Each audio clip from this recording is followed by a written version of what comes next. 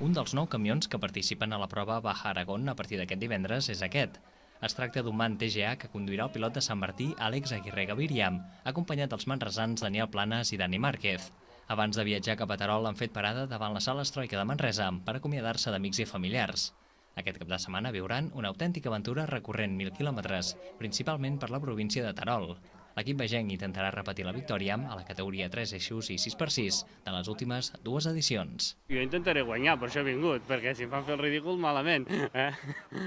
Bueno, doncs intentarem fer-ho igual al que hem fet els altres anys, que ha sigut guanyar la categoria i llavors a l'escratx doncs fer-ho el millor possible, no tenir cap punxada i no cometre cap error, perquè vull dir, no és pas com un Dakar, és una carrera molt més a l'esprint i qualsevol error estàs fora. Aguirre Gaviria és un veterà d'aquest tipus de proves. Els darrers anys ha anat en vehicle d'assistència al Dakar.